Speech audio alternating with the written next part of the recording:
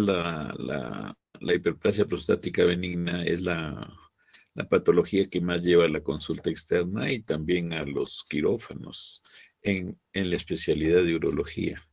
Entonces, es un tema bastante importante que lo vamos a desarrollar. Bien, ¿pueden poner su presente, por favor? Mientras voy presentando la pantalla.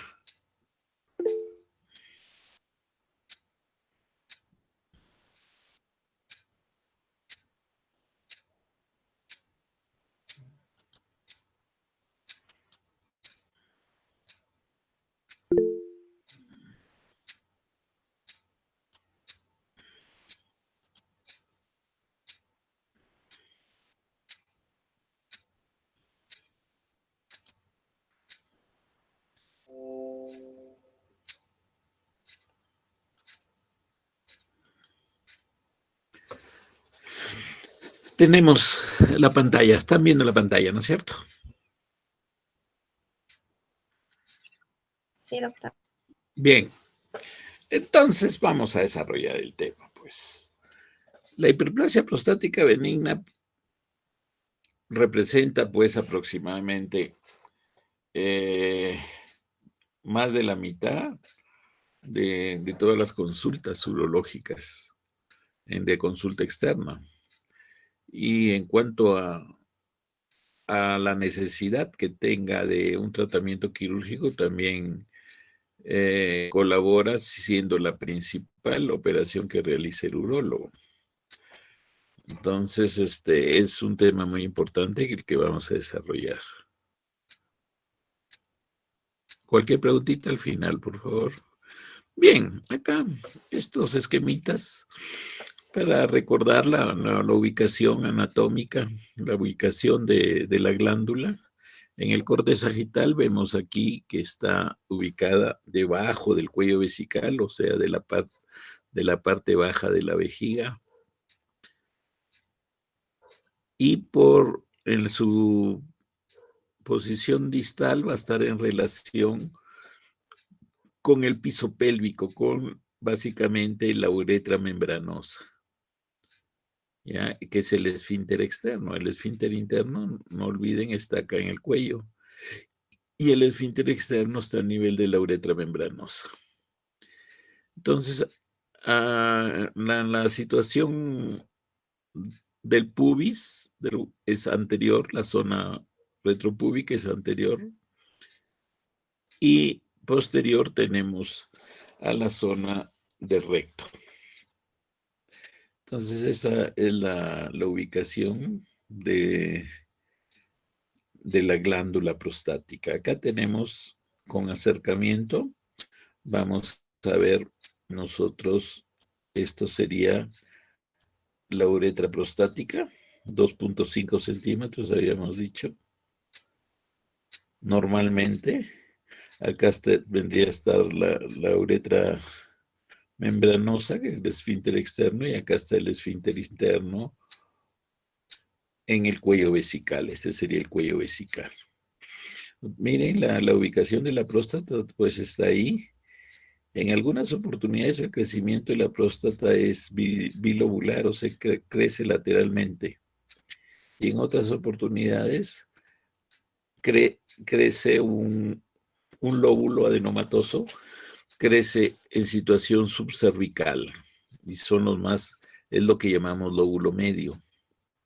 Ese lóbulo medio hay que tenerlo siempre en consideración porque es predictivo de una evolución rápida de la sintomatología y la posibilidad de que haya una intervención quirúrgica por problemas obstructivos. O sea, es muy obstructivo el lóbulo medio.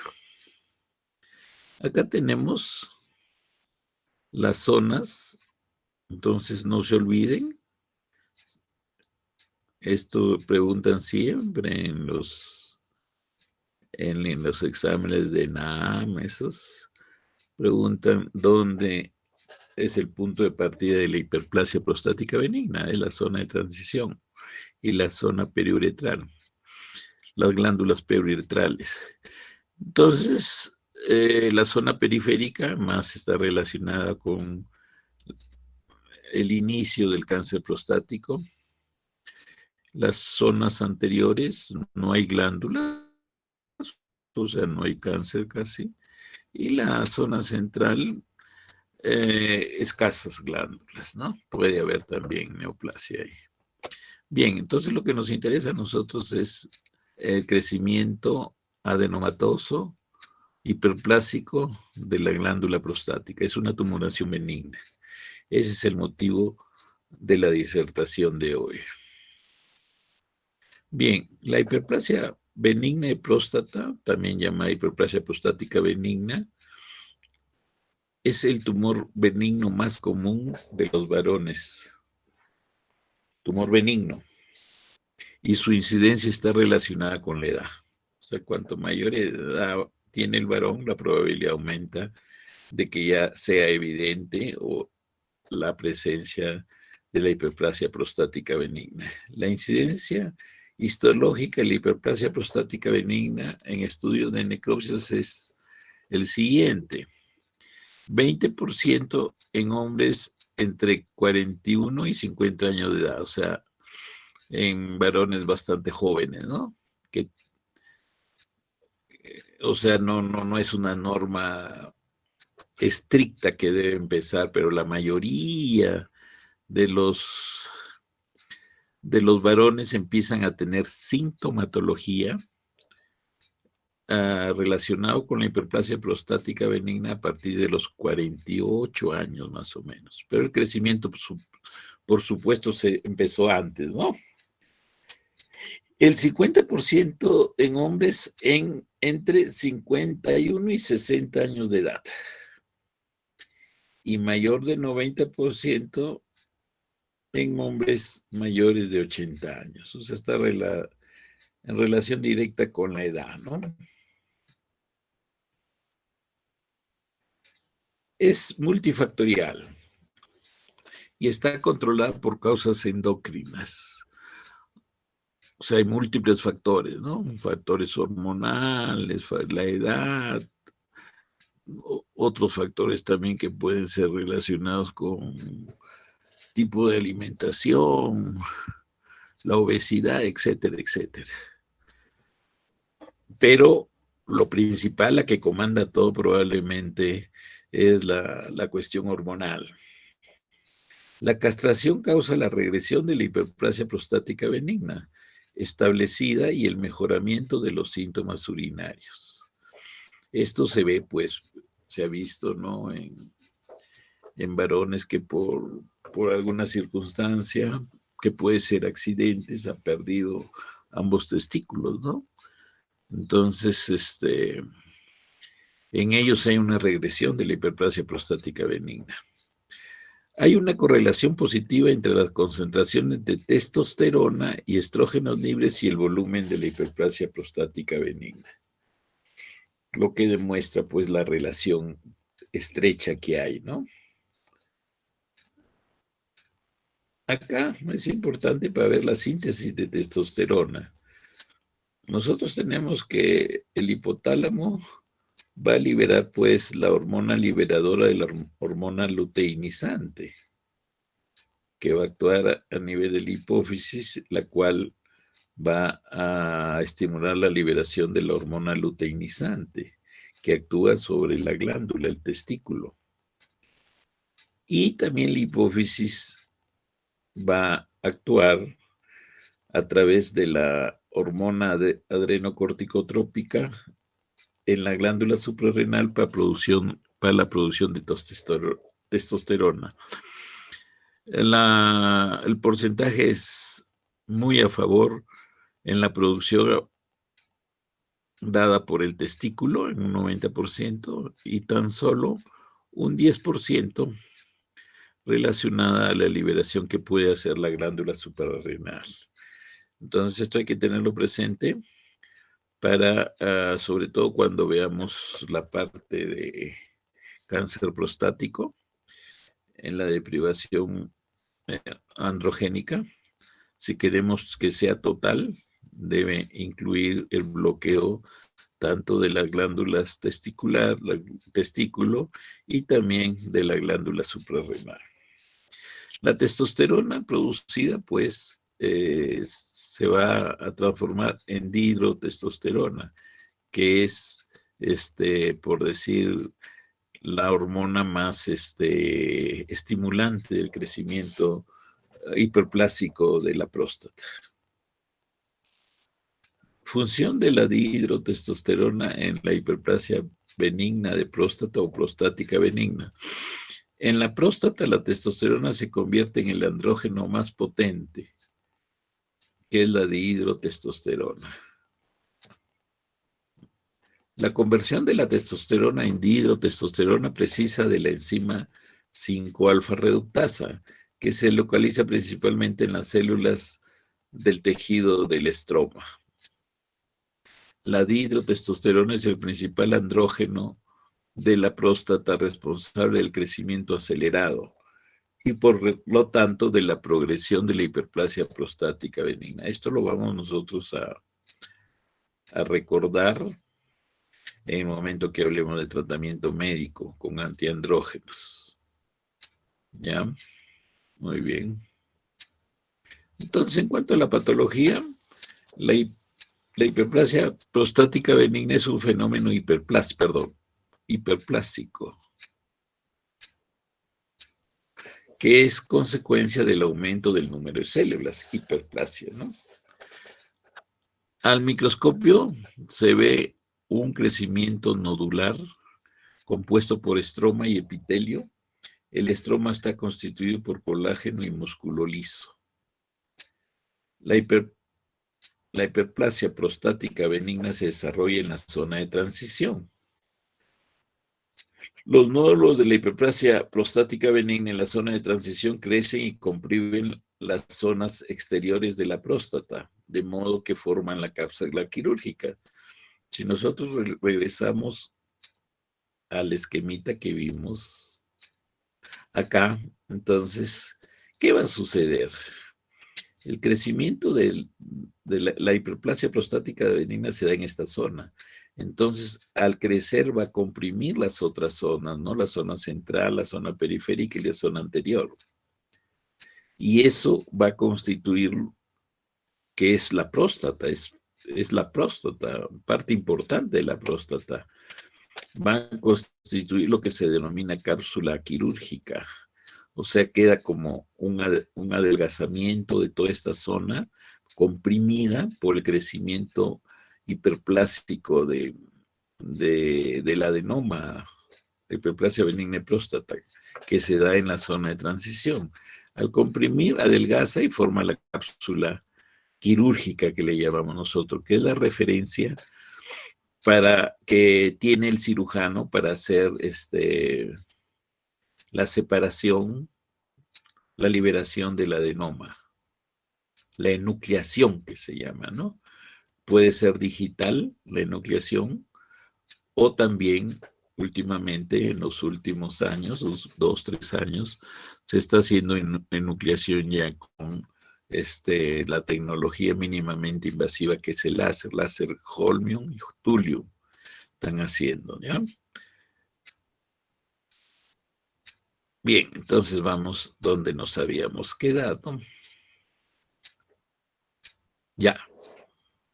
Los nódulos de la hiperplasia prostática benigna en la zona de transición crecen y comprimen las zonas exteriores de la próstata, de modo que se forma la cápsula quirúrgica. Entonces ya entienden el concepto de cápsula quirúrgica.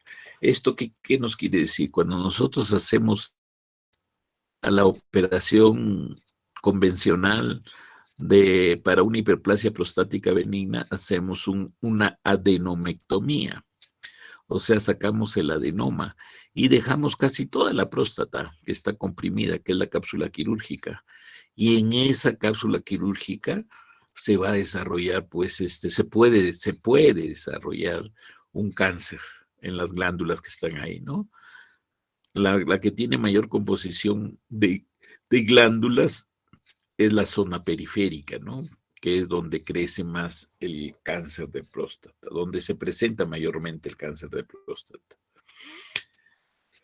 Bien, acá para recalcar lo mismo que habíamos visto antes, ¿no? En este corte sagital se ve una próstata de tamaño normal. La próstata de tamaño normal debe tener unos 20 centímetros cúbicos.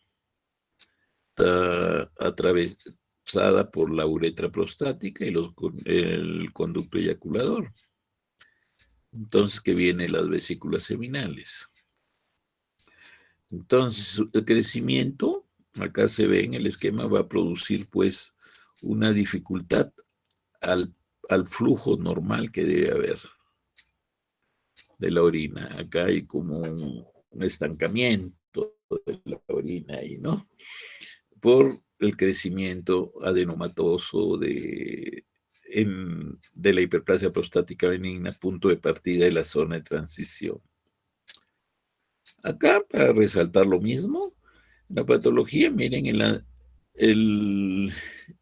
acá está la uretra prostática, 2.5 centímetros. Ahí está hay una estructura que es el vero montano, que es muy importante para las cirugías prostáticas eh, mínimamente invasivas, tipo RTU, resección transuretral, o también para los láseres, ¿no?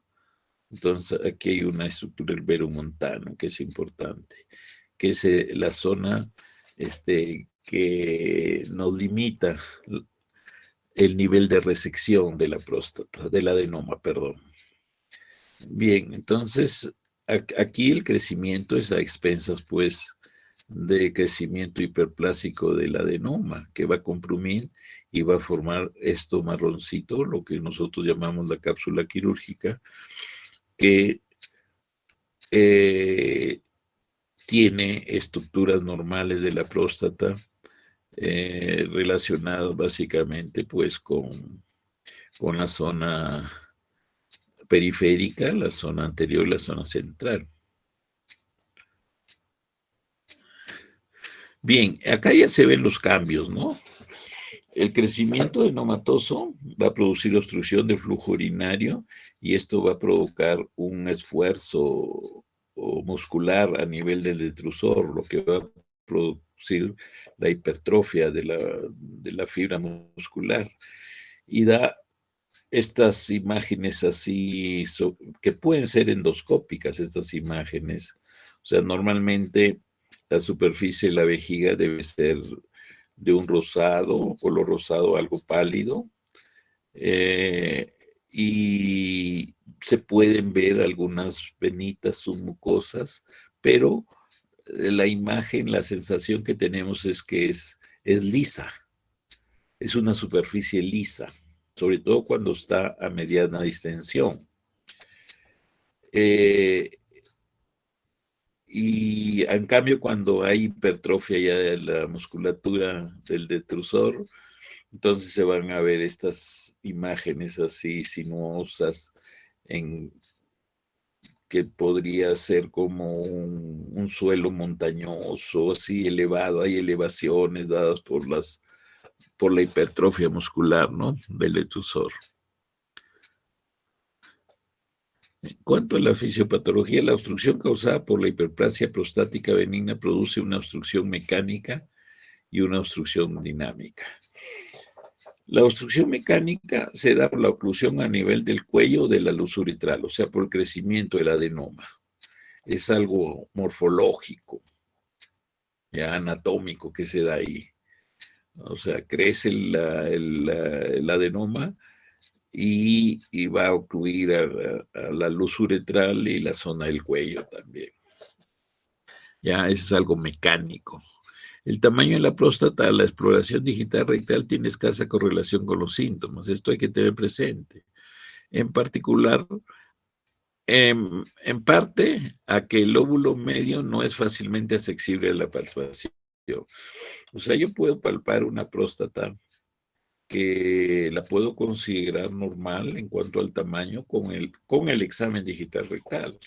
Por decir, puedo medir que tiene un tamaño de 4 centímetros transverso y de profundidad unos 3 centímetros. Es una próstata totalmente normal, pero yo no palpo ni puedo imaginarme que puede haber un lóbulo medio.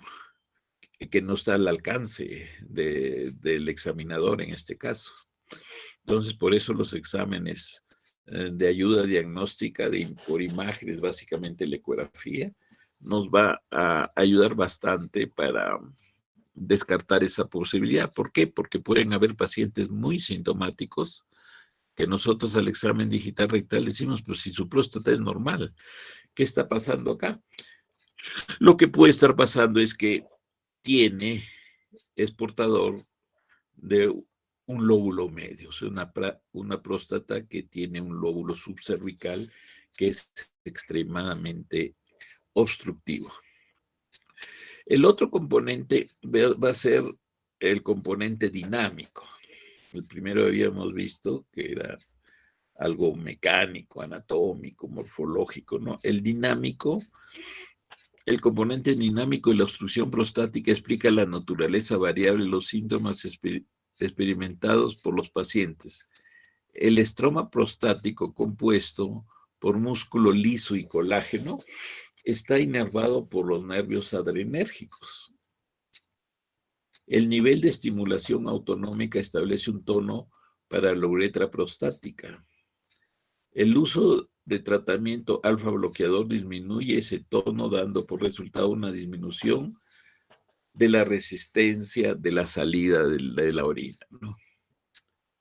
Entonces, esto es lo que hemos expresado tiene utilidad en el tratamiento medicamentoso con alfa bloqueadores, ¿no?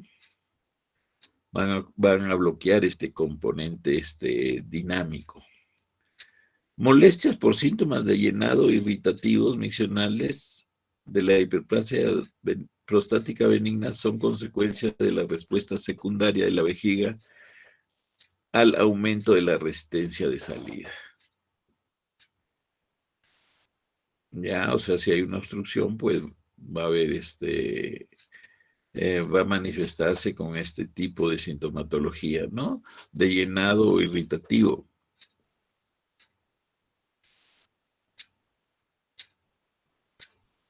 La obstrucción de la salida vesical conduce a hipertrofia e hiperplasia del músculo detrusor, así como al depósito de colágeno. ¿Esto qué quiere decir? Pues que con la edad, pues, y problemas obstructivos de larga evolución, de otra vez de varios años, van a alterar toda la composición inicial, original que tenía la pared vesical, cuyo principal componente es el músculo detrusor. Entonces, y no solo va a ser a expensas del músculo que se va a hipertrofiar, sino hay diferentes tipos de depósito de colágeno hay una sustitución de los tipos de colágeno con el avance de la edad. A la inspección general se observan haces engrosados de músculo detrusor como trabeculaciones mediante estudio citoscópico. Las trabéculas progresan y producen una herniación de la mucosa entre los haces del músculo detrusor, lo que causa la formación de pseudodivertículos compuestos solo de mucosa y serosa. Esa es la característica del pseudodivertículo, o sea, no incluye musculatura. En cambio, los divertículos verdaderos congénitos incluyen también musculatura. Acá, para recapitular lo que ya habíamos visto, ¿no? La hiperplasia prostática benigna crece y va a conformar posteriormente la cápsula quirúrgica, ya que va a ser la estructura que está entre la hiperplasia prostática benigna y la próstata verdadera, esa es la cápsula quirúrgica, la zona que nosotros en los tratamientos de enucleación la buscamos para hacer una enucleación hasta cierto punto con mínimo o sin sangrado. En la etapa avanzada, miren cómo crece el adenoma, entonces se va a comprimir y ahí está la cápsula quirúrgica y el tejido prostático comprimido. Acá ya las complicaciones que pueden haber con el avance del crecimiento y del adenoma, de la hiperplasia prostática benigna, que va a llevar pues a complicaciones ya. ¿Cuáles son las complicaciones más frecuentes? Pues son la obstrucción al flujo, que se da con diferentes sintomatología y que el grado extremo ya es la retención urinaria aguda. Se puede dar, ¿no? Acá tenemos, miren, ahí en el esquema es bonito el esquema porque miren cómo se engrosa la pared vesical por el problema obstructivo. Y esto va a formar los pseudodivertículos que no están conformados en su pared por músculo. Por detrusor no hay. Acá tenemos ya complicaciones probablemente más tardías, son la presencia de cálculos. En urología, no se olviden nunca en urología que el éxtasis urinario, o sea, que no haya buen flujo urinario, condiciona dos alteraciones, dos complicaciones importantes. La presencia de infecciones y la presencia de cálculos. ¿Ya? Acá tenemos diferentes tipos de cálculos vesicales de diferentes formas. Vamos a ver la sintomatología. Entonces tenemos los síntomas del tracto urinario inferior, se presentan en diferentes patologías, entidades nosológicas, ¿no? No solo en la hiperplasia prostática benigna. Nosotros estimamos que los síntomas del tracto urinario inferior relacionados con hiperplasia prostática benigna deben estar bordeando un 60-70%, ¿no? Las otras patologías producen el otro 30-35%. Entonces, dentro de los síntomas ya relacionados con la hiperplasia prostática benigna, tenemos los síntomas de vaciamiento, antiguamente llamados obstructivos, en los cuales hay un retardo en el inicio de la micción. O sea, obstruyen, comprimen la uretra y no dejan salir la orina. Retardo en el inicio de la micción. Eso, ustedes bien saben, eso se llama espera miccional o vacilación, también se puede llamar. Hay disminución de la fuerza y el cabello del chorro urinario, o sea, ya no se avanza con fuerza, sino el chorro es más débil. Esfuerzo miccional o latencia. O sea, ese es el esfuerzo que realiza y da ese periodo más prolongado de tiempo en la salida del chorro. El flujo urinario débil. La micción intermitente, o sea, micción a tiempos. Como que el varón no puede en un solo envión botar toda la orina, sino que tiene que volver a hacer otro esfuerzo, que pueden ser varios, para botar toda la orina. Esa es la micción intermitente. O sea, no hay la eliminación de la orina en un chorro único. Esa sensación de vaciado incompleto, esto lo refiere el paciente. Él dice que tiene esa sensación que no bota todo. La retención urinaria aguda es el grado extremo ya de estos síntomas de vaciamiento u obstructivos. Tenemos el segundo grupo de síntomas de almacenamiento o llenado o irritativos. Antiguamente se le llamaba irritativos. Ahora de almacenamiento o llenado, lo mismo, sinónimo. Tenemos la urgencia, o sea, la necesidad de ir a orinar. Incontinencia de urgencia. La incontinencia de urgencia está relacionada con la urgencia, ¿no? Si la urgencia no va rápido, no llega rápido al baño, pues hay pérdida de orina, esa sería la incontinencia de urgencia. La disuria, la polaquiuria, Disuria es el ardor o la dificultad para miccionar por la que la frecuencia aumentada, y la nicturia, la presencia de orina, de micción durante el sueño, o sea, lo despierta al paciente para ir a orinar. Es la nicturia. En los postmiccionales tenemos el goteo postmiccional. Algunos lo agrupan también como un síntoma obstructivo o de vaciamiento. Y la orina por rebosamiento. La orina por rebosamiento es una pérdida de orina durante el sueño. O sea, la etapa evolutiva del problema obstructivo es de que primero el paciente se empieza a despertar 1, 2, 3, 4, 5, 6, 7 veces en la noche. En otras ya no se despierta, pues, porque ya la pérdida es permanente de orina. Esa es la orina por rebosamiento, o sea, cuando ya la presión intravesical es tal que vence la presión que pueden resistir los esfínteres, tanto interno y externo, y hay un goteo permanente que se da durante el sueño. Bien, entonces, ¿cómo evaluamos nosotros estos síntomas de la hiperplasia prostática benigna? Vamos a ver posteriormente. En esta lo que queremos resaltar en esta lámina es que no existe correlación entre el tamaño de la próstata y los síntomas. Pueden haber próstatas aparentemente pequeñas, de lo normal es 20 centímetros cúbicos, pueden haber próstatas de 25, de 30 centímetros cúbicos que pueden ser bastante obstructivas y generalmente relacionadas con la presencia del lóbulo medio. O sea, son próstatas chiquitas pero producen retención urinaria aguda.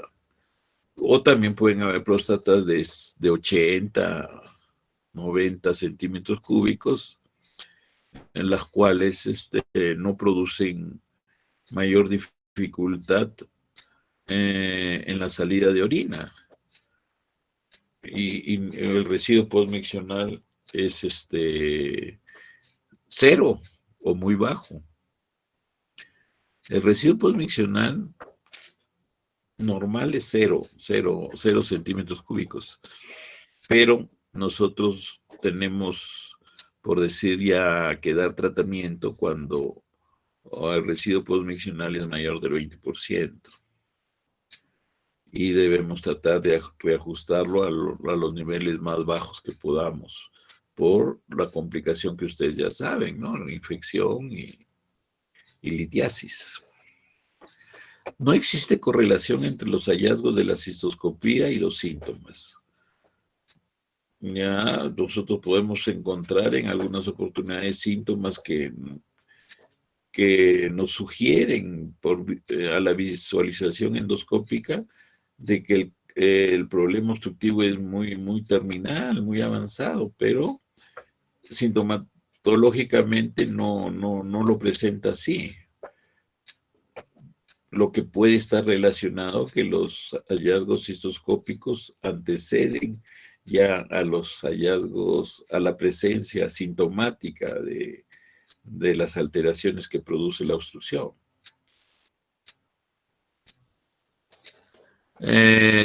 Se utiliza para la sintomatología en la hiperplasia prostática benigna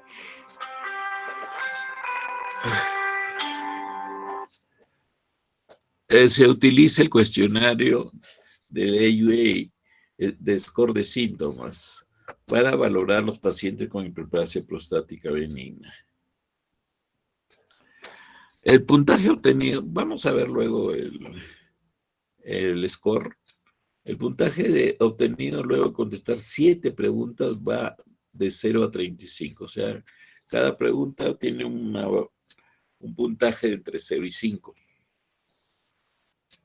Y lo mínimo es 0 puntos y lo máximo es 35 puntos. Una puntuación de síntomas entre 0 y 7 se considera leve. Síntoma de tracto urinario inferior leve. Una puntuación de síntomas entre 8 y 19 se considera moderada. y una puntuación de síntomas entre 20 a 35 se considera grave. Acá tenemos el cuestionario. Entonces, por decir, vamos a ver uno de ellos.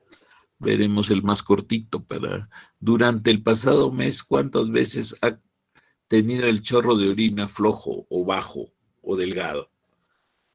¿No? Tenemos, si nos dice que ninguna vez, entonces 0 puntos, no hay puntuación, porque ninguna vez ha tenido un chorro delgado. Si nos dice que una de cada 5 veces, entonces le damos una valoración de 1.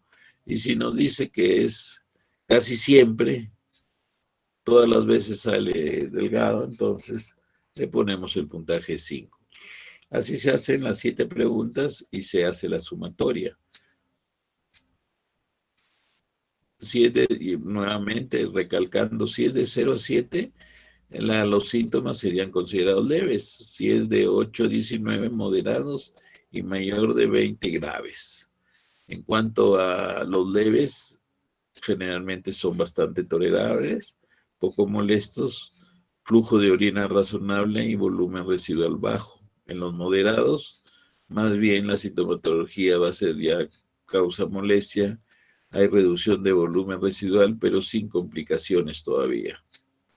Y graves complicaciones causadas por la obstrucción, que pueden ir, ya habíamos visto antes, infecciones, litiasis, alteración, grosor del detrusor, y puede llegar en algún momento a haber compromiso de la función renal en estados ya muy avanzados. Acá tenemos lo mismo, pero acá lo que queremos resaltar es una preguntita que está incluida, dosada al IPSS, que es la pregunta sobre calidad de vida, ¿no? Hay que preguntar, y le preguntamos si tuviera que pasar el resto de su vida con los problemas urinarios que ahora tiene, ¿cómo se sentiría usted? Si nos contesta que se siente muy bien él, o sea que no hay problema, 0. Y si no dice que se siente muy desgraciado con esos síntomas, entonces le ponemos no todo.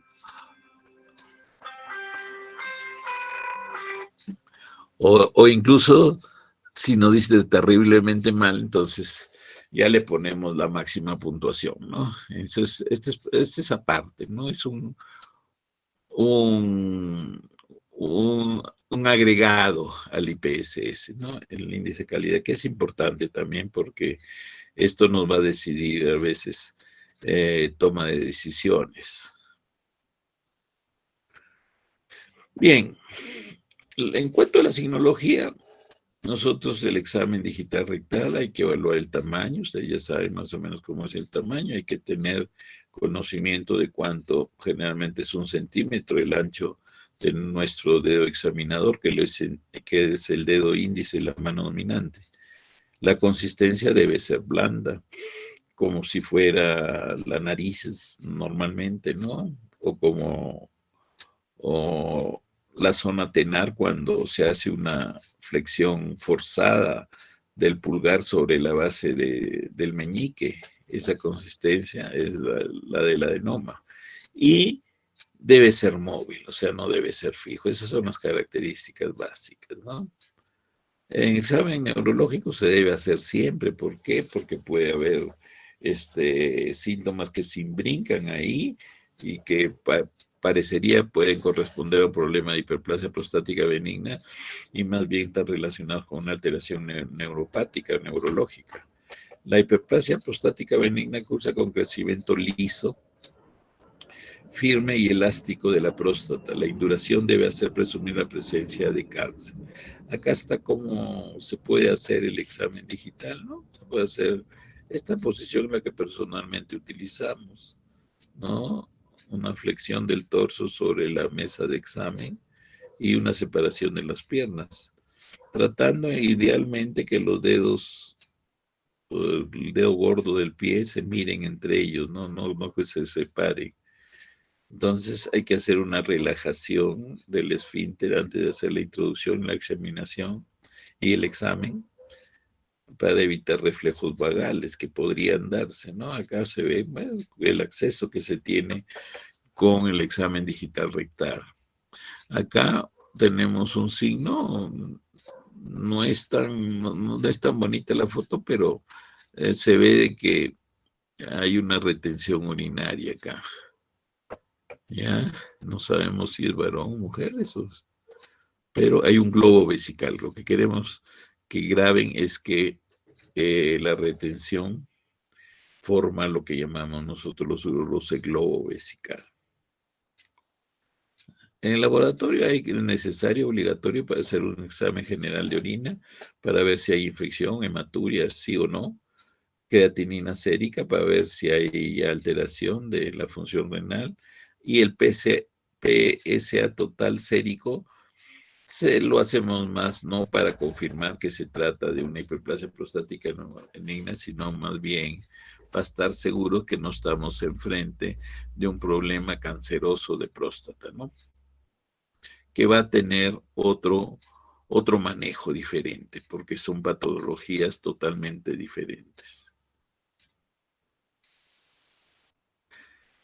El PSA es una proteína que se produce casi exclusivamente en las células epiteliales de la próstata.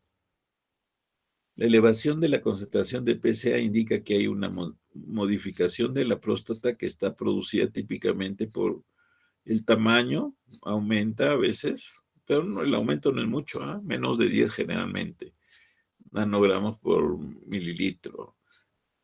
Aumenta en el cáncer de próstata, los valores pueden ser en los estadios iniciales menores de 10, pero en los estados ya avanzados pueden ser tan elevados como mayores de 50 o de 100. La prostatitis también lo eleva, ¿no? Procesos inflamatorios crónicos. La aguda también lo eleva espectacularmente. Si nosotros manejamos o nos llega a la consulta un paciente o a la emergencia un paciente con prostatitis aguda y le pedimos PSA, los valores van a estar mayores de 30. El PSA es específico de la próstata y no de cáncer. Esto hay que grabar bien. O sea, está relacionado a alteración de la próstata, pero no está relacionado directamente con cáncer. O sea, no es específico en realidad para cáncer. La concentración de PSA aumenta de manera natural con la edad. O sea, a mayor edad los niveles de PSA aumentan, ¿no? Y los kits donde se dosa PSA, pues ellos generalmente nos dan los rangos de acuerdo a la edad.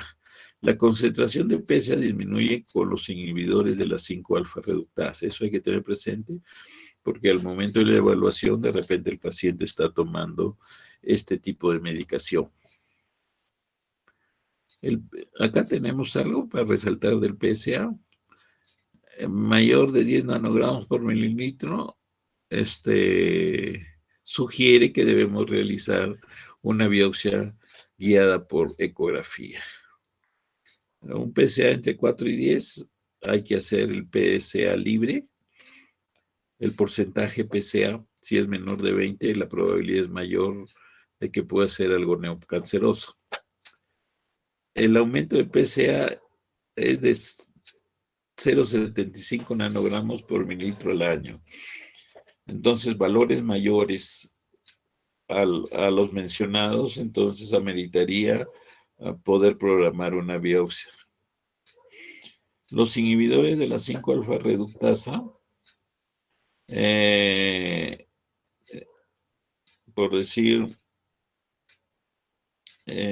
doblan la cifra del PSA. Entonces, nosotros si está tomando dutasterida, finasterida, tenemos que dividirlo en 2. Y ese es el valor normal del PSA. ¿Ya? En cuanto a las imágenes, pues la ecografía renal, vesical, prostática, transrectal o transparietal, hay que medir la orina residual postmiccional. Entonces, eso es lo que debemos hacer en una evaluación. No solo medir el volumen de la próstata, no solo medir por decir, el volumen de la capacidad vesical, sino también necesariamente mencionar cuál es el volumen de orina residual postmiccional, ¿ya? La pilografía antiguamente se usaba mucho más, bien útil, y debe hacerse si hay hematuria para descartar otras patologías, la infección de vías urinarias o litiasis. Entonces, si está cursando con hematuria, infecciones de vías urinarias o litiasis, se puede pedir una pirografía intravenosa o puede ser un urotem, o sea, una TAC contrastada, ¿no? Abdominopélvica. Acá tenemos eh, una ecografía, ¿no? Los cortes transparietales, ese traductor de acá. Entonces, un corte transversal para medir el volumen de la próstata y también la capacidad vesical, y un corte sagital para complementar los datos del volumen que se necesita para el volumen, ¿no? Y para el residuo postmiccional también. Acá tenemos ya con el transductor rectal, acá está el transductor. Vamos a ver la zona periférica, que está comprimida ahí, aquí es donde crece el cáncer, y acá está el adenoma. Acá está la presencia del lóbulo medio, que les digo. Se ve esa imagen, ¿no? Que parecería que es un cálculo o algo que está metido en la vejiga y no va a ser otra cosa que el crecimiento de un lóbulo subcervical, que hay veces, la buena parte de veces, cuando son grandes, medianos o grandes o gigantes, es casi toda la próstata, los lóbulos laterales son mínimos, no hay adenoma, muy poco adenoma, todos es casi a expensas del lóbulo medio. Son muy obstructivos. Y esto nos hacen equivocar porque nosotros hacemos el examen digital rectal y tocamos una próstata chiquita y decimos, oh, no tiene nada.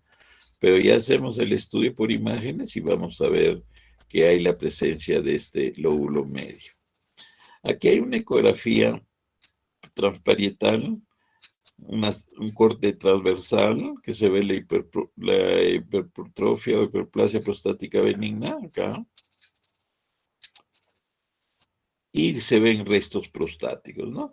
Probablemente a este paciente se le hizo una resección transuretral por alguna circunstancia, no se resecó mayor cantidad de tejido adenomatoso y puede posteriormente reaparecer los síntomas de vaciamiento obstructivos, porque vuelve a crecer parte del adenoma, que ya quedó una base de adenoma, pero hay crecimiento de otro y va a producir la obstrucción en la salida de la orina vesical. Acá tenemos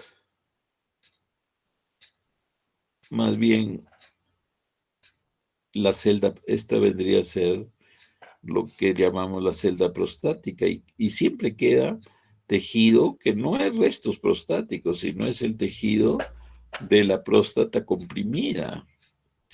O sea, la próstata en realidad queda comprimida ahí.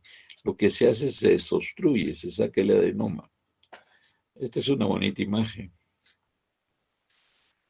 Acá tenemos también la flujometría, que en algunas oportunidades se puede hacer, sobre todo cuando hay duda en el diagnóstico, se puede hacer. Ahora estos exámenes, parte de la urodinamia, pues están más accesibles. Antes eran bastante caros, ahora se puede hacer. Ayuda bastante para tener una representación de la fisiología en el momento del paciente. Acá tenemos el traductor rectal viendo la vejiga. Las zonas más complicadas, porque a este se le puede acoplar un dispositivo para hacer biopsias con ayuda ecográfica. Entonces, la zona más difícil es la próstata, la zona anterior. Ahí no podemos tomar muestras. Tendríamos que poner muy vertical la sonda para poder apuntar a esa zona. Acá tenemos la ecografía transrectal de la próstata. En algunos casos da mayores datos que la transparietal, pero no es algo que desplace, llegue a desplazar a la transparietal. La transparietal está bien ubicada ahí en el diagnóstico de problemas hiperplásicos de próstata, entonces no se puede complementar, pero no se excluyen. Acá tenemos una ultrasonografía transparietal en que estamos midiendo el volumen de la próstata, ¿no? En el corte transversal, 2 medidas, y acá tenemos la tercera medida, desde el cuello hasta la zona del vero montano, el esfínter externo. Entonces, acá tenemos los diferentes, pues, exámenes que nos ayudan a hacer un diagnóstico bastante preciso. La urografía intravenosa y la uretrocistografía. La uretrocistoscopía en algunas oportunidades es importante. Es importante sobre todo cuando no hay una concordancia entre los hallazgos clínicos y las alteraciones que puede tener fisiológicas o sintomáticas el paciente. La tomografía computarizada es súper útil también en el caso que se requiera, se debe hacer. Y la resonancia magnética, que últimamente se está realizando bastante, pero que tiene mayor utilidad en el diagnóstico de patologías cancerosas de la próstata. Ya lo vamos a ver posteriormente eso. Entonces acá la imagen típica, miren, del crecimiento adenomatoso prostático, como da esa imagen, esta es la vejiga, cómo logra elevar totalmente el piso de la vejiga, porque ocupa espacio ahí el adenoma prostático grande, ¿no? Aquí se ve que es grande este adenoma, es una imagen típica que antes que estuviera a la mano la tomografía, el Urotem, o nosotros realizamos la urografía excretoria, ¿no? Acá tenemos un TAC normal, donde vamos a ver pues nuestra próstata, delante del recto y detrás del pubis. Ahí está nuestra próstata, las características. Acá lo mismo, recto, próstatas, zona retropúbica. La resonancia magnética de otro tipo de imágenes, pero bastantes parecidas, ¿no? Vejiga, próstata. Aquí también se ve con bastante nitidez, se ve la zona periférica, lo que es la cápsula quirúrgica. Y acá está el adenoma. La cistoscopía no está indicada para recomendar la necesidad de tratamiento de uno o de otro tipo, básicamente quirúrgico. Puede ser útil para elegir el método quirúrgico en pacientes con indicación quirúrgica. ¿Ya? Entonces puede ser útil, claro. Si nosotros estamos en la disyuntiva, se opera o no, de repente la cistoscopía nos va a inclinar la balanza para probablemente a que se opere. Bien, útil para elegir el método quirúrgico también, la cistoscopía, ¿no? Si es una próstata pequeña, a predominio del lóbulo medio, entonces es ideal para hacer una resección transuretral. Si es una próstata más bien muy grande, con una uretra prostática muy larga, entonces probablemente sería mejor hacer tratamientos mínimamente invasivos con láser que la técnica de nucleación o cirugía abierta. Pruebas adicionales que se pueden pedir, la urodinamia en pacientes en los que se sospecha de enfermedad neurológica. Esto es importante, porque ¿qué pasa? En algunas oportunidades si no le explicamos a nuestro paciente, por decir un paciente que ya tiene manifestaciones de Parkinson, que también tiene problemas obstructivos, entonces a él hay que agotarle todos los estudios y advertirle sobre todo que hay la posibilidad que después de la prostatectomía él siga presentando casi la misma sintomatología prequirúrgica. ¿Ya? Entonces, hay que tener en consideración eso porque pueden haber, por decir, cierta incomodidad, no sentirse satisfecho nuestro paciente. La flujometría es opcional también.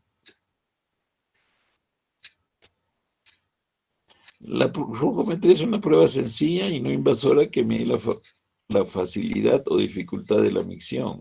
Se recomiendan flujos seriados mayor, igual de 2 con un volumen misional mayor de 150 mililitros para obtener una prueba de flujo representativa. Entonces acá tenemos que el Qmax normal es mayor de 20 mililitros por segundo, 27 acá. La velocidad media de flujo debe ser 17 mililitros por segundo y el tiempo de flujo 23 segundos. En este informe. Acá tenemos ya cuando hay sintomatología del trato urinario inferior causados por la hiperplasia prostática benigna.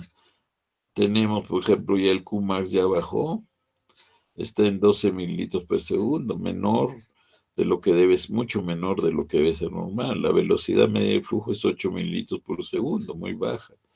Y tiempo de flujo se demora casi 1 minuto, 51 segundos. Diagnóstico diferencial.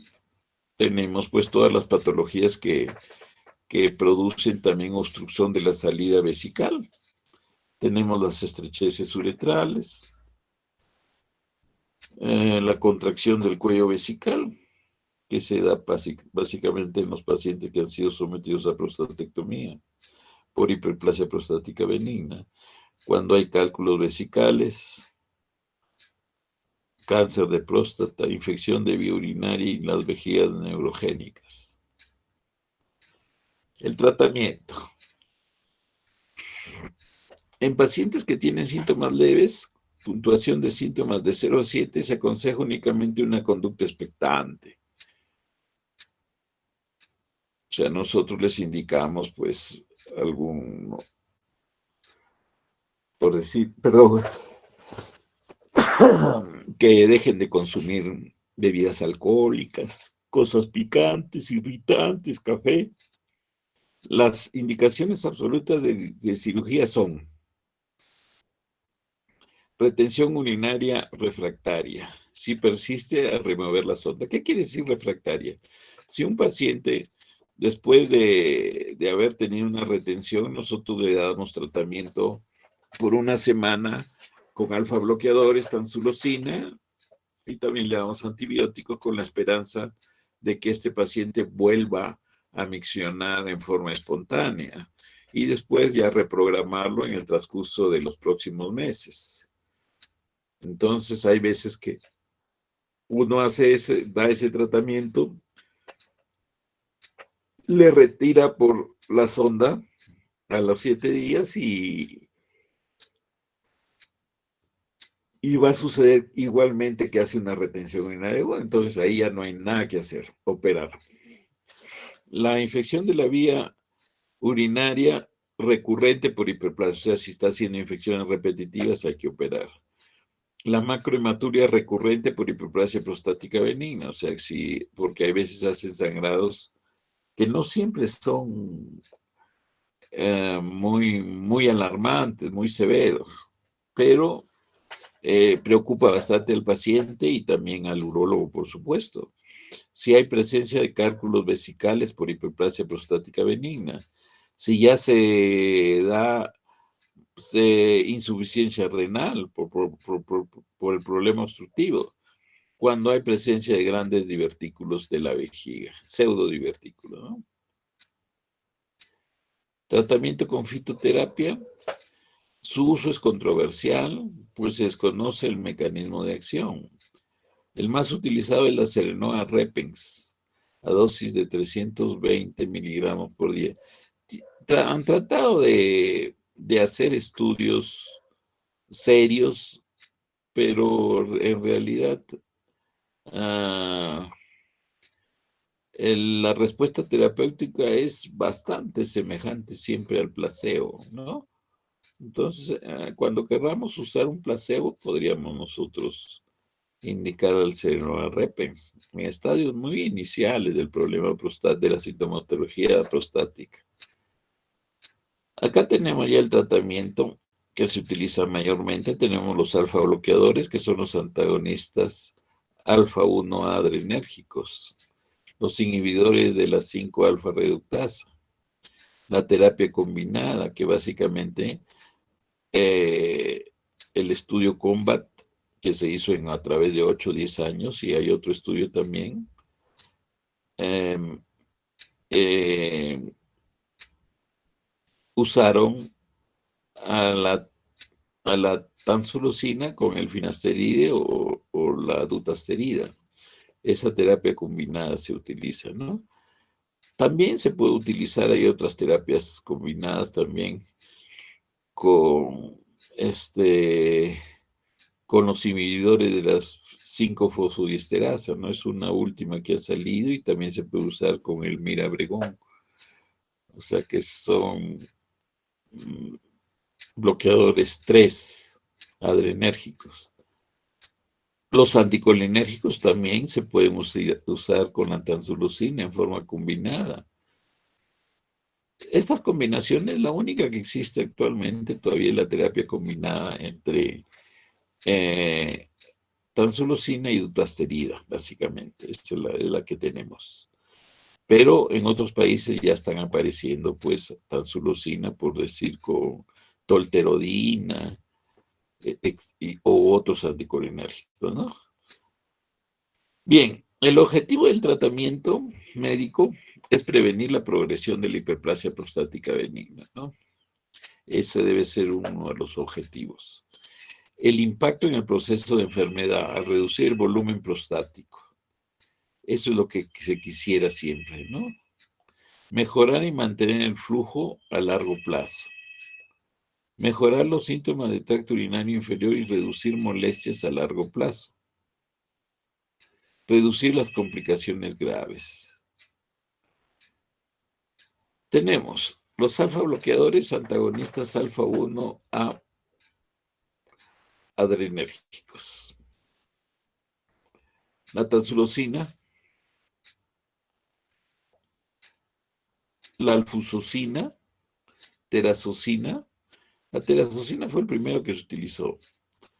El problema era de que daba muchos efectos hipotensores y había que titular. Se empezaba con 5 miligramos por unos cuantos días, 3, 4 días. Se usaba la cuarta parte de la tableta o la mitad de la tableta por unos 4 o 5 días, esperando que haya titulación, o sea que no haya mayores efectos colaterales tipo hipotensión ortostática sobre todo.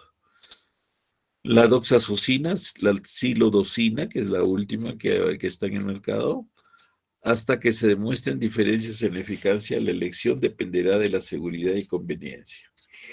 O sea, hay que utilizar el alfa bloqueador que mejor se adapte a nuestro paciente en tolerancia, ¿no? Modo de acción: actúan sobre el elemento dinámico de la hiperplasia prostática, con lo que alivian los síntomas al provocar una relajación del músculo a través de un bloqueo de los adrenoreceptores alfa-1 en la próstata. Existen 3 receptores alfa a nivel prostático, sin embargo, el alfa-1A es el subtipo predominante. Los alfa bloqueadores mejoran rápidamente los síntomas y el flujo urinario, pero no reducen el volumen prostático. O sea, la mejoría sintomática se da en los primeros 3, 4 días, ya siente el alivio el paciente. pero no reducen el volumen prostático. Los hombres con volumen prostático mayor de 40 cc pueden presentar un mayor índice de fracaso en el tratamiento. Generalmente el tratamiento es bien tolerado con este tipo, pero los que tienen próstatas grandes responden menos. Responden menos con esta terapia. Los alfa bloqueadores no reducen el riesgo a largo plazo de padecer retención urinaria aguda o requerir una cirugía. No influyen en eso. O sea, son sintomáticos, básicamente. Los efectos colaterales típicos de los alfa bloqueadores no selectivos alfa 1 de acción breve o de acción prolongada son hipotensión ortostática, mareos, fatiga, eyaculación retrógrada, rinitis y cefalea. El bloqueo selectivo de los receptores alfa 1A que se localizan en la próstata y el cuello vesical dan menos efectos colaterales, lo cual evita la necesidad de titular la dosis. Se usa, el más utilizado largamente la tansulosina 0,4 miligramos por día y puede aumentarse hasta 8. Otro antagonista uroselectivo alfa-1 adrenérgico es la alfusosina a dosis de 10 miligramos por día. Los inhibidores de la 5-alfa reductasa son dos: el finasteride, que inhibe de la 5-alfa reductasa tipo 2, y el dutasteride, que inhibe a la 5-alfa reductasa tipo 1 y 2. El dutasteride es 2.5 más potente contra la enzima tipo 2 que la finasteride. Hay un incremento en la potencia y en la doble inhibición para mejorar la supresión de la dihidrotestosterona con el dutasteride, ¿no? Efectos adversos de los inhibidores de la 5-alfa reductasa: disfunción eréctil, ginecomastia, trastorno de la eyaculación. Algo a saber de los inhibidores de la 5-alfa reductasa en el tratamiento de la hiperplasia prostática benigna, diremos que son una opción adecuada para el tratamiento de pacientes con síntomas del tracto urinario inferior de moderados a graves con hiperplasia prostática mayores de 30 a 40 centímetros. Algo que hay que resaltar, que nunca hay que usar pues tratamientos cortos con los inhibidores de la 5-alfa reductasa. Los tratamientos deben advertir al paciente que son de largo alcance, son de varios años, porque durante el tratamiento va a haber también una disminución o un estancamiento del crecimiento del adenoma y puede haber la regresión a través de 3 o 4 años, disminuye el 20%. Deben administrarse a pacientes para prevenir la progresión de la enfermedad. O sea, es el único medicamento que actúa sobre la progresión de la enfermedad. La dutasterida y finasterida tienen efecto importante en reducción de los síntomas y del impacto de la hiperplasia prostática benigna, reducción del volumen prostático, mejoramiento del Qmax, o sea, del flujo máximo, reducción de los riesgos de retención urinaria aguda y cirugía. También hay conceptos actuales que están saliendo sobre la arteriosclerosis y la isquemia pélvica, que van a causar sintomatología y van a dificultar a veces el manejo. Entonces, estas arteriosclerosis y la isquemia van a disminuir la perfusión vesical y prostática que lleva a hipoxia crónica isquémica que va a producir cambios estructurales prostáticos e hipertrofia vesical con disminución de la adaptabilidad, aumento del tono muscular que da hiperactividad vesical y aumento del tono prostático. Y también van a haber por la arteriosclerosis factores de crecimiento neuronal que lleva a un aumento de la actividad vesical aferente. Entonces, acá cómo va el mecanismo de acción de los inhibidores de la 5-alfa reductasa en el paso de testosterona, dihidrotestosterona, Entonces ahí van a actuar estos inhibidores de la 5-alfa reductasa tipo 1 y tipo 2. En las inhibidores de la 5-alfa reductasa en el tipo 1 y tipo 2, los efectos adversos más frecuentes están relacionados con la esfera sexual, incluyen impotencia, o sea, el término ya no usamos, disfunción eréctil, ginecomastia, trastorno de la eyaculación, que pueden ser hipospermias, eyaculación retrógrada. En los inhibidores de la 5-alfa reductasa, como la finasterida, va a inhibir la 5-alfa reductasa tipo 2 y la dutasterida va a actuar sobre el tipo 1 y 2, o sea, es más completa. En el tratamiento médico debemos considerar algunos conceptos que se están evaluando, estudiando. Actualmente se considera que el proceso integral de envejecimiento del hombre se incluye el envejecimiento vesical, es algo lógico, ¿no? Envejece todo el organismo, que produce alteración del crecimiento prostático y alteración de la vejiga dada por el crecimiento prostático y por la arteriosclerosis pélvica. El envejecimiento vesical produce alteraciones en la composición de la pared del detrusor, así el músculo liso disminuye del 48 al 28%. La elastina mantiene su porcentaje en la composición, pero el colágeno tipo 1 del 50% pasa a colágeno tipo 3 de 50 al 70%. O sea, hay una sustitución del tipo de colágeno que le da menos elasticidad.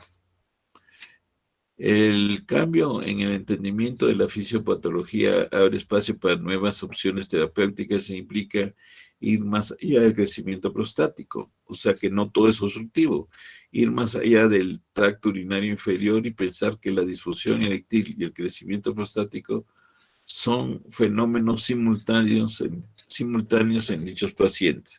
Ahí viene, siguiente grupo, vamos a ver la terapia combinada. Es utilizada en la combinación de alfa bloqueadores más finasterida o dutasterida en caso de glándulas grandes con síntomas de vaciamiento. Tenemos otro grupo, los anticolinérgicos. Inhiben los efectos de la acetilcolina en los receptores muscarínicos de la vejiga y aumentan su capacidad. Se puede usar como monoterapia en pacientes con síntomas predominantemente irritativos, frecuencia, urgencia, incontinencia relacionados con una vejiga hiperactiva y con un volumen residual postmiccional bajo.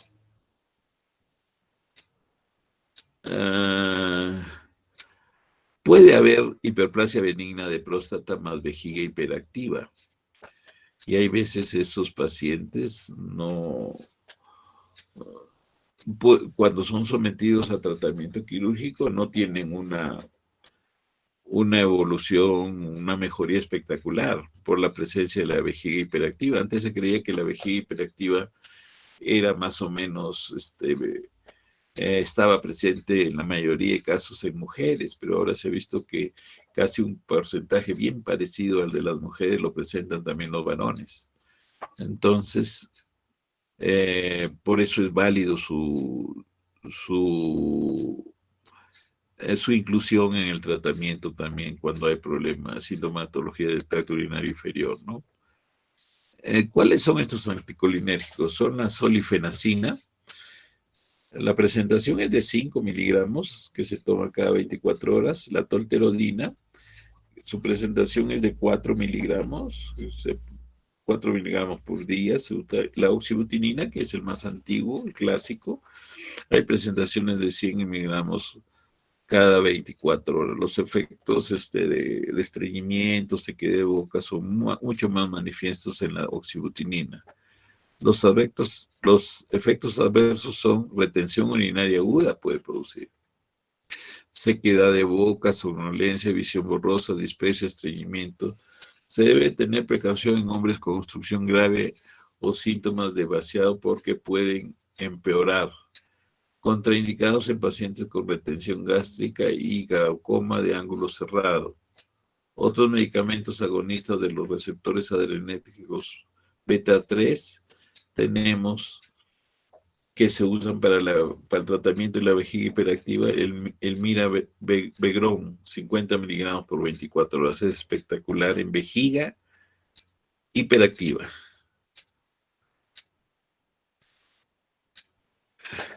Y un último grupo tenemos los inhibidores de la 5-fosfodiesterasa. La 5-fosfodiesterasa en el tracto urinario inferior se va a localizar en el cuerpo cavernoso, vasos deferenciales, vesículas seminales, en la próstata, uretra, vejiga, testículos, epidismo y ductos deferentes. Las isoenzimas de la 5-fosfodiesterasa en el tracto urinario inferior se distribuyen en la vejiga, próstata, cuello vesical, uréter, esfínter externo. Mecanismos por los cuales el tadalafil, que es un representante símbolo de los inhibidores de la 5-fosfodiesterasa, que son utilizados en el tratamiento de la hiperplasia prostática benigna, tiene ciertos mecanismos, ¿no? Para reducir los síntomas y signos secundarios de la hiperplasia prostática benigna. La inhibición de las 5-fosfodiesterasa va a llevar a una modulación de la hiperactividad del sistema nervioso autónomo y la actividad nerviosa aferente, aumento en regulación de la actividad del óxido nítrico y el GMP cíclico, disminución en la regulación de la actividad de la roquinasa, incremento de la perfusión pélvica y reducción de isquemia del tracto urinario inferior, y también actúa como un antiinflamatorio, disminución de la inflamación. Mecanismo de acción del tadalafil a 5 miligramos en síntomas del tracto urinario inferior causados por hiperplasia prostática benigna. Va a aumentar la actividad del óxido nítrico, lo que produce una reducción de la proliferación celular.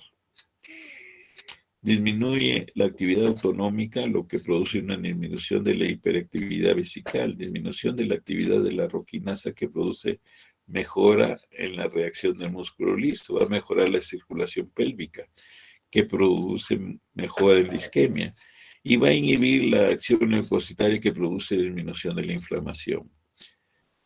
El mecanismo de acción del tadalafil en síntomas del tracto urinario inferior causado por hiperplasia prostática benigna va a producir la mejoría tanto en síntomas de almacenamiento y de vaciamiento urinario.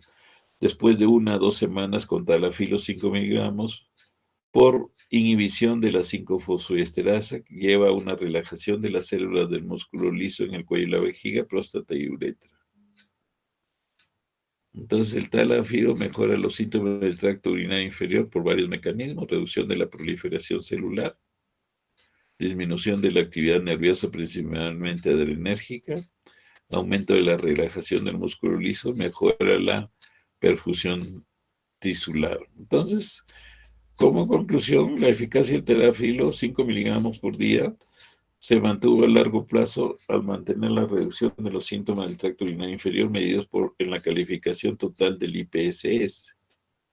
La eficacia sobre los síntomas del tracto urinario inferior se mantuvo tanto en hombres con o sin disfunción eréctil. La mayoría de los eventos adversos fueron leves o moderados y similares a los reportados previamente en otros estudios. Los alfa-bloqueadores tratan el síntoma, pero no la progresión de la hiperplasia prostática benigna. Entonces, en cuanto a algunos datos así del tratamiento médico en general, tenemos más selectivos son la tansulosina y la silodosina. En la mejora de síntomas, todos los alfa bloqueadores son comparables. Generalmente no hay uno mejor que otro. El punto es el perfil de seguridad y efectos secundarios para usarlo en determinado paciente. La mejor seguridad cardiovascular lo va a dar la alfuzoxina. La eyaculación retrógrada la da la silodosina en 25% y menor porcentaje la tansulosina, y también menos aún eyaculación retrógrada da la alfuzoxina. En las glándulas pequeñas, usar un alfa bloqueador. Pequeñas, menos de 30 centímetros cúbicos. En glándulas grandes, Usar alfa bloqueadores si hay síntomas de vaciamiento, más inhibidores de la 5-alfa reductasa. En las próstatas pequeñas no se benefician con la combinación de alfa bloqueador más inhibidores de 5-alfa reductasa. Iniciar el tratamiento con próstatas mayores de 30 gramos. El tratamiento médico debe empezarse cuando las próstatas son mayores de 30 gramos o centímetros cúbicos. La terapia combinada disminuye el 20% del volumen prostático en 4 años. Miren, por eso la terapia combinada, o sea, usando dutasterida, debe ser tiempos prolongados. Es un despropósito y una ignorancia a tratar de dar tratamientos cortos de 1, 2 semanas con dutasterida, ¿no? Tiene que tener la autorización para empezar el tratamiento, que va a ser un tratamiento bastante prolongado. Los inhibidores de la 5-alfa reductasa reducen el riesgo de progresión, o sea, es un buen tratamiento, disminuyen el riesgo de cirugía y de retención urinaria aguda asociada al crecimiento prostático. Los efectos secundarios de terapia combinada son más manifiestos durante el primer año de tratamiento y se dan en un 10%. Disfunción eréctil, pérdida de la libido, eyaculación retrógrada. El tratamiento quirúrgico convencional. Tenemos la resección transuretral de próstata. Es un tratamiento endoscópico que se realiza en la mayoría de las prostatectomías simples, con un peso menor de 60 centímetros cúbicos. Los riesgos: eyaculación retrógrada, 75%, disfunción eréctil, 5-10%, y incontinencia, 1%. Las complicaciones de la resección transuretral son sangrado, estenosis uretral o contractura del cuello vesical, perforación de la cápsula prostática con extravasación de líquido e irrigación, síndrome de RTV próstata, el cual se caracteriza porque causa hipervolemia e hiponatremia debido a la absorción de solución hipotónica de irrigación. O sea, al estar abiertos los vasos venosos, el fluido de irrigación, que generalmente pues, puede ser agua destilada estéril o glicina al 0,4%, van a entrar a través de los vasos abiertos, de las venas abiertas, y van a ingresar pues a la circulación general y van a producir hiponatremia e hipervolemia. Las manifestaciones clínicas del síndrome de RTU son náuseas, vómitos, confusión, hipertensión, bradicardia y trastornos visuales. El riesgo para la presentación de este síndrome son los tiempos de resección mayores de 90 minutos. El tratamiento incluye diuréticos y en casos graves hay que administrar solución hipertónica. Acá, ¿cómo se realiza? Ahí está el resectoscopio, el dispositivo que se utiliza, el resectoscopio. En algunas oportunidades, el dedo del urólogo que resecciona ayuda a oponer resistencia y realizar cortes más netos con el resectoscopio. Acá están lo que llamamos los chips. O sea, los chips que después se sacan con una bombita evacuadora. Acá tenemos el asa de resección, el resectoscopio. Acá están los chips. Acá está una visión endoscópica. Entonces lo que estamos viendo aquí es una estructura que es fundamental. O sea, aquí estamos, esta es una imagen a través del cistoscopio o del resectoscopio. Del cistoscopio que está viendo al verum montanum. Aquí está el límite. Antes del verum montanum está la uretra membranosa, el esfínter. O sea, no podemos nosotros resecar el verum montano porque lo dejamos incontinente. Entonces hay que respetar el verum y ese es el límite del crecimiento adenomatoso. O sea, aquí se puede resecar todo esto y acá se puede resecar todo esto. Nunca resecar más allá de la presencia del verum montano. Acá tenemos un verum montano exuberante, unos lóbulos laterales que ocluyen totalmente la luz uretral. Se reseca todo ese tejido adenomatoso y esta es la imagen post cuando se termina la resección. O sea, no hay adenoma ya. Al fondo debería ya verse el piso vesical, el cuello de la vejiga, ¿no? Y abajo el verum montano. Acá la forma como se va resecando. Hay otro procedimiento mínimamente invasivo que se llama la incisión transuretral de la próstata. Sirve para próstatas pequeñas esto. Se utiliza en pacientes sintomáticos con próstatas pequeñas. La técnica consiste en realizar 2 incisiones con el bisturí de Collins en las posiciones de las 5 y las 7 horas del reloj. O sea, las 0 horas o 12 horas está hacia arriba y las 6 horas está hacia abajo. Las 5 horas estaría para acá y las 7 horas para acá. Entonces, más o menos el punto de partida es los orificios ureterales. Ahí se hace el corte con un uretrótomo, se hace un corte profundo y esa es toda la operación. Las incisiones se inician justo distales a los orificios ureterales y continúan hacia afuera hasta el verum montano. O sea, hay que hacer un corte a través del adenoma, del cuello, y eso va a abrir, va a aumentar la luz, pero no se reseca nada acá. La prostatectomía abierta simple está indicada para próstatas de gran tamaño, mayores de 60 centímetros cúbicos. Se indica también cuando hay divertículo concomitante en la vejiga o la presencia de cálculo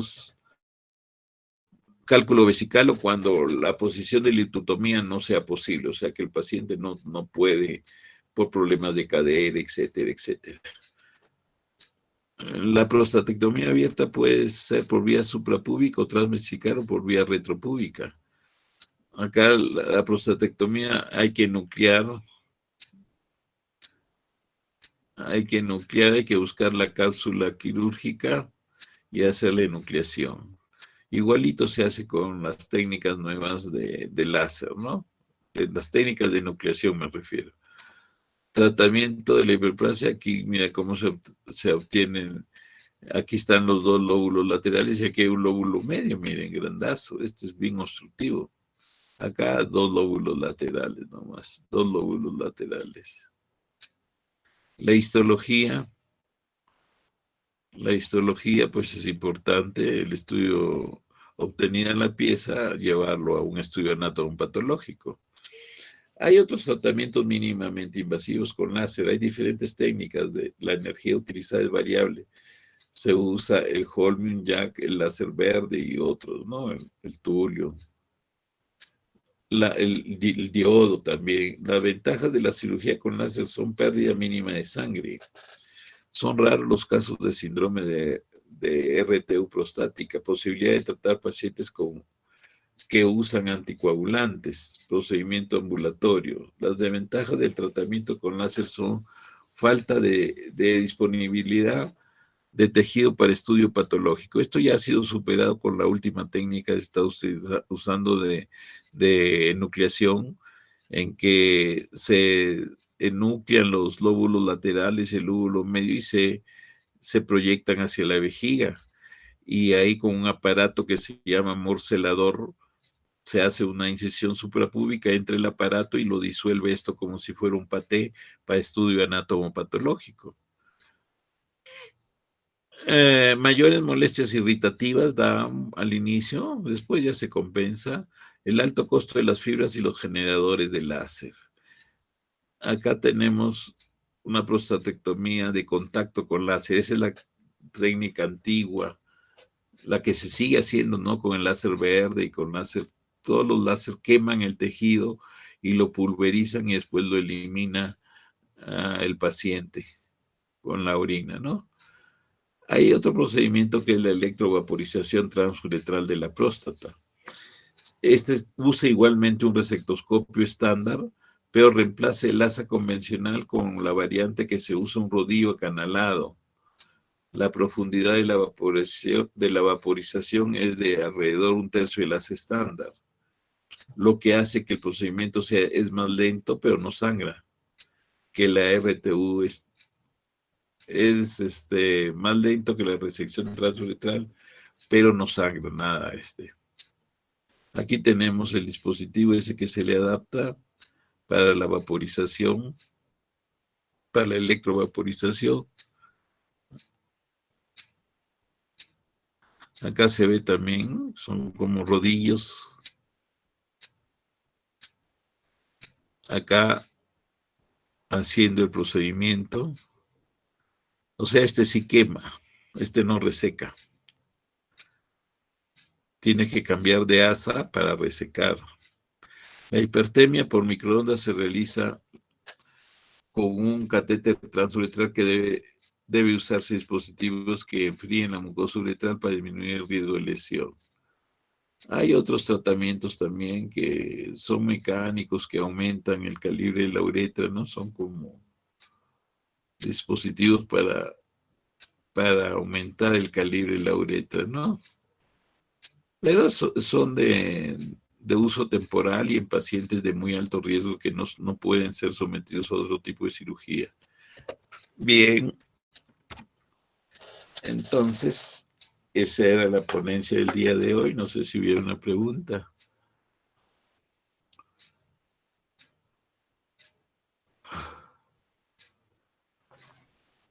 No hay preguntas, entonces vamos a dar por concluida nuestra ponencia. Bien, entonces espero que que hayan entendido todo lo que les hemos querido alcanzar.